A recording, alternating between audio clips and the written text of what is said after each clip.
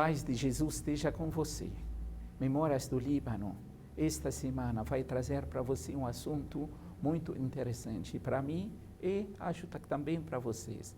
Por isso, estamos juntos com Monsenhor Urbano Zilis, o pároco da nossa igreja maronita em Porto Alegre.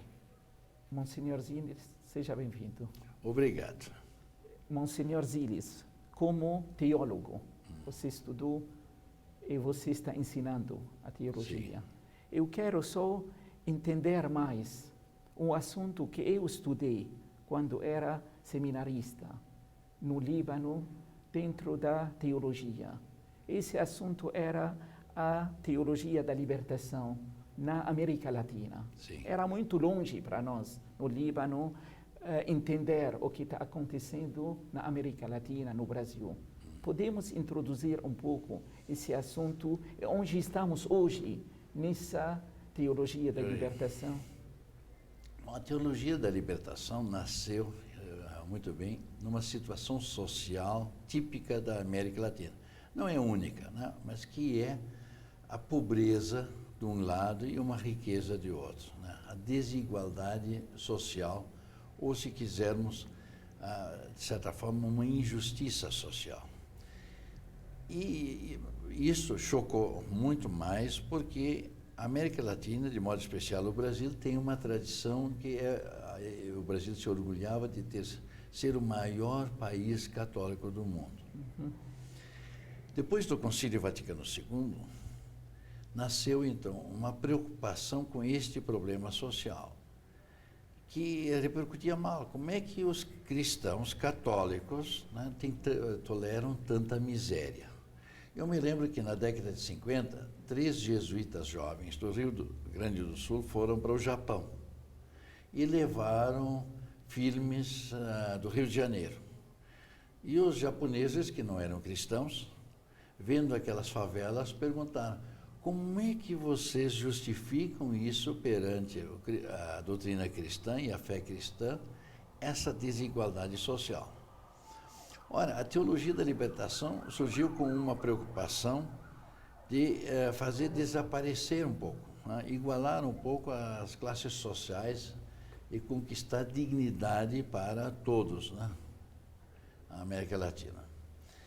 É verdade que se baseou aqui muito em análises sociais e não na fé. O objetivo de mudar a sociedade para uma sociedade mais justa, mais igualitária, eu acho que este é bem evangélico, né? Não se precisa muitos argumentos. Que se deve cuidar dos pobres, né? Isto é uma evidência clara no Evangelho, né? E foi levado muito a sério pelos primeiros cristãos. Então, o objetivo tranquilo era cristão. Mas o caminho escolhido, este sim, era duvidoso, né? Não é assim que o Evangelho era só para pobres, né? Nós sabemos que Paulo, por exemplo, era um cidadão de dupla cidadania, né? Então não podia ser pobre, tão pobre assim, né? Que João tinha uma cultura muito grande, né, etc. Então, não é a riqueza ou a pobreza espiritual que está em jogo aqui, né? Na América Latina se tratava da pobreza social. Tanto assim que, se por um lado na América Latina nasceu a teologia da libertação, o que foi discutido é o método, o caminho para chegar. Não é preciso eliminar aqueles que, por terem trabalhado mais, foram bem-sucedidos, né? E isso, então, provocou muitas reações na América Latina. E criou um terreno muito fértil para um movimento oposto, que foi a renovação carismática católica, que na mesma época também entra na América Latina. E provocou na renovação carismática católica uma tônica também um pouco unilateral inicialmente, que era só o espiritual, né? E no Evangelho de Cristo nós temos que libertar-nos do mal espiritual em primeiro lugar, mas não só do mal espiritual, mas também do mal físico. Então, é preciso que a teologia e a igreja na América Latina recupere esse equilíbrio entre o espiritual, né, e o material, o corporal, no caso, né, a pastoral concreta. Nós não podemos ficar indiferentes à miséria de tantas pessoas, né? Mas também apelar para condenar ou eliminar a outros que com seu trabalho conquistaram algo na vida não é evangélico, né? O Zaqueu se converteu, né, no Evangelho de Cristo. Então é preciso olhar o Evangelho como um todo e buscar este equilíbrio. Hoje, né, a teologia da libertação oficialmente não tem muito apoio, né? Mas não sei se isso é positivo.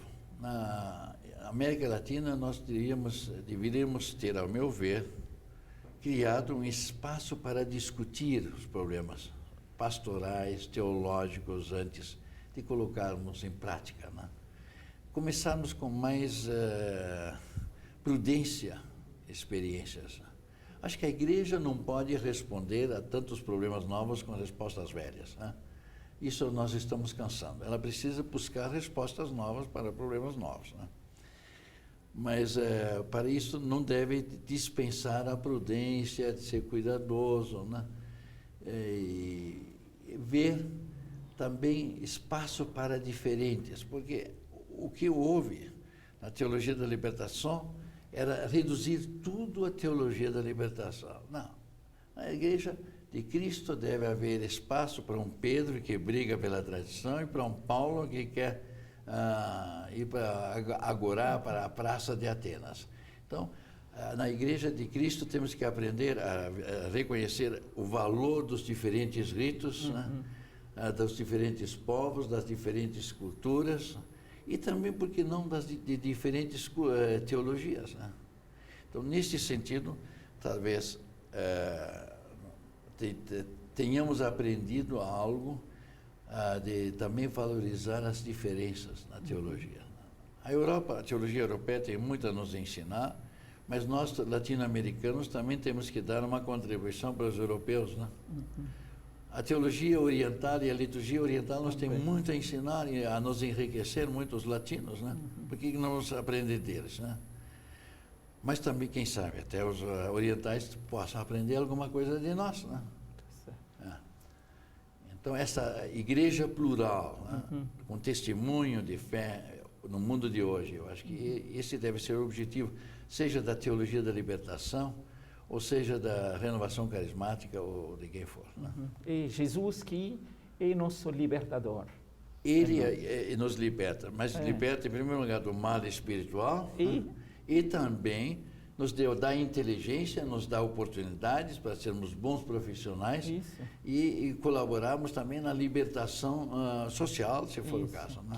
Que ele se encarnou. Ele se encarnou, se fez homem igual a nós para dizer que nós, como humanos, com corpo e alma, somos importantes para Deus. Isso, né? Isso, esse equilíbrio. Esse equilíbrio. Entre a alma e o corpo. E cuidar da alma e do corpo. Já os romanos diziam, não no campo religioso, mens sana in corpore sano. Mas isso também vale na vida cristã, né? Que diz o seguinte, uma mente sã, espírito são num corpo são, né? Isso, está certo. Ok. Obrigado. Não, foi um prazer. Sinto-me em casa, sempre aqui, quando venho aqui, né? E agradeço a presença de Monsenhor Urbano Zilis com a gente e dar para nós mais conhecimento sobre a teologia de hoje. Assuntos que tocam a vida da gente, de cada um de nós, e para saber ser equilibrado também, para poder se santificar. A santidade não é uma coisa fora de comum, como Santa Teresinha fala, fazer as coisas normal com amor, as coisas normal com carinho e oferecer tudo para Deus. Por isso, agradecemos a presença de Monsenhor e a sua bênção final. Abençoe a nós, as nossas comunidades, né? E a sua bênção nos acompanha e permaneça entre nós, em nome do Pai, do Filho e do Espírito Santo. Amém.